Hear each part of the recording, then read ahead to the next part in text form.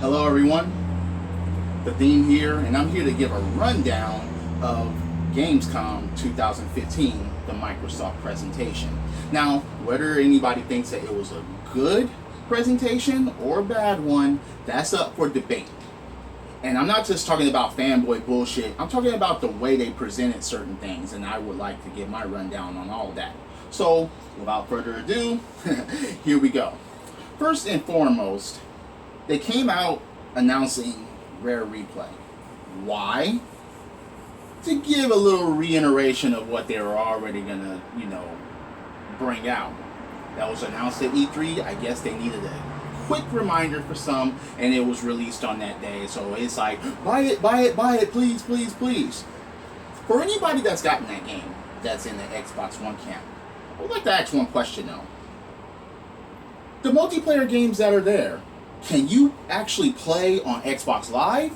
Or is it just clean cut from the games that we already had before? Because Xbox Live co-op would be really, really cool for that game.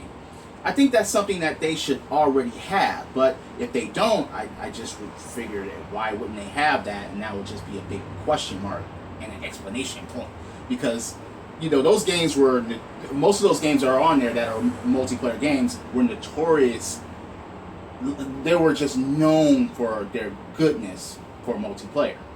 So, that being said, Rare Replay, re-announced, I should say. Then you have, okay, they went on a little rundown of what they already announced, all through the freaking conference, and I'll go over that a little bit later. But they announced certain things that we already knew were coming. And that was one of the most annoying parts about the whole conference. Not to say that it makes it bad, but at the same time, it's like you announce certain things and show gameplay, but it's like, damn it, we already knew that this was coming. You said this months ago. So it was no real big element of surprise. They already said it was coming. So, Quantum Break. Quantum Break looks great, okay? They showed gameplay, which is a good thing that they did, and just said, instead of just saying Quantum Break, buy it this time, they actually showed gameplay. Now, for any game that comes out, not just on Xbox One, PC, Nintendo, Sony, for any game that comes out, you cannot judge whether they're going to be good, great, fantastic, or fucked up until you actually play the games. Most people will give excuses, oh my god, that game looks so fantastic. You don't even know yet until you actually play the game.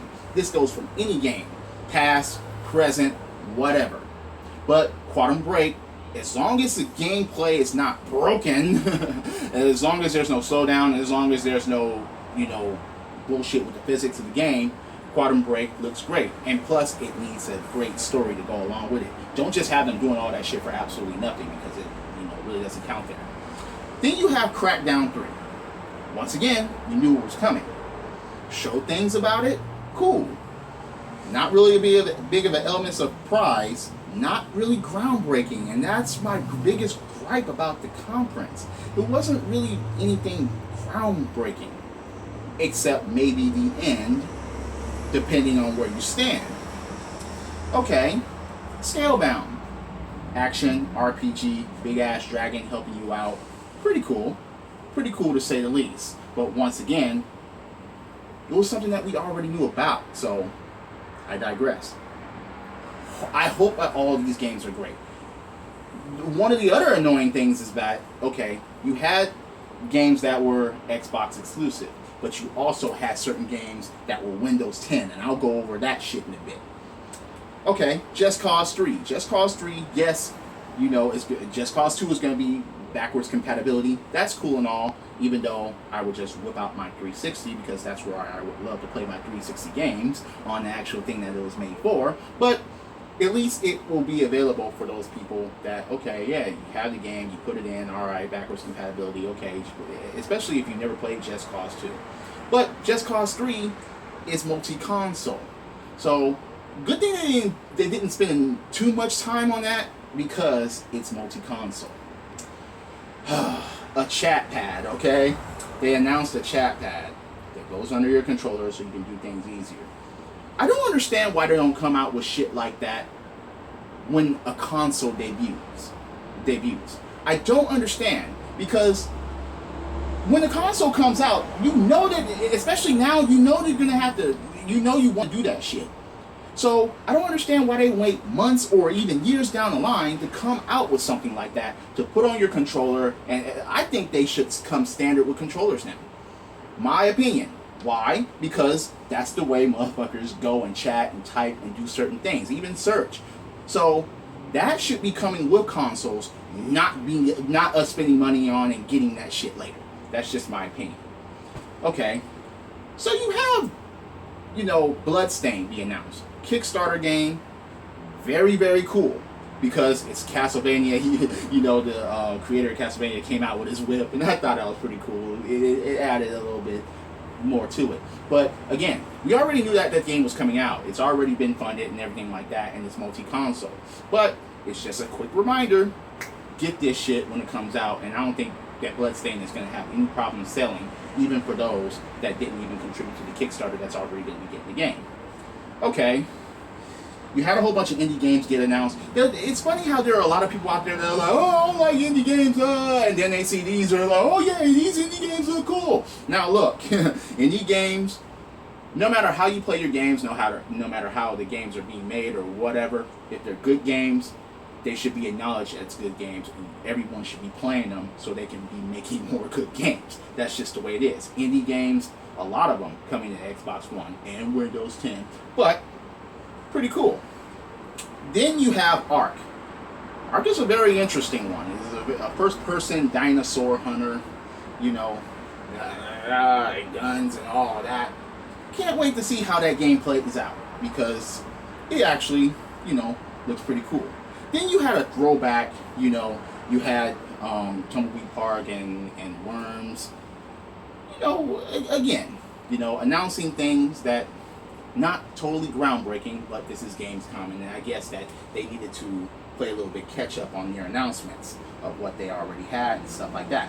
Now, Cobalt, bring that shit out. That's all I gotta say about that. It looks pretty cool, and again, I just want to see how these games are actually played. I hope they play great. It's not just look at the graphics, oh my god. No, it's about gameplay with me, and if the game is good, if the games are great, then hey, they should keep making more of them shits later on. Now, I don't understand how they would do a section on FIFA 16. Why? It's a fucking sports game. FIFA is a long-running series, but still, oh god, I no, okay? Again, we already knew that shit was coming. We all knew that shit was going to be, and oh yeah, you can do this on the Xbox One. No. Skip the sports games, because most of them come out every year, unless they go back to EA Sports big titles. Unless they go back to games like that, then please, just skip the sports. We don't, push that shit away. That's just my opinion, though. If you're a sports gamer, that's fine. But at a conference like that, they should not take too much time with them. Especially showing close-ups of what they're doing. It doesn't make any sense, because we can't that's not even actual gameplay at its core function. Those are replays, mainly, when they show, and then they show stats and stuff like that. Most motherfuckers in the United States don't pay attention to football. They showed that just because they were in Germany, and that is, soccer. The real football, I should say. Soccer, big in Europe, and I guarantee you, because they were in Germany, that was the reason why they showed it. So, then you get the Rainbow Six Siege. Cool. Again, it's good to see the Tom Clancy games, finally make a return. They needed some time off, but then again, bringing them back and them being good is what's so mainly important. So I just hope that they do great. Okay, now what really pissed me off about this conference was how much they showed Tomb Raider. The reason why it pissed me off is because this is a timed exclusive, and it took a whole lot of time. Granted, they showed gameplay, and granted that this is an anticipated game, but this is kind of like, okay, it's kind of like a girlfriend that announces that she's about to leave you, and she points to dude out that she's about to leave you for, why the fuck are you actually still with her, giving her shit, taking her places, and raising her at that point? She's about to leave for your biggest competition. Tomb Raider, and they have her, and they have Lara Croft on one of their main marquees as far as describing characters for the Xbox One.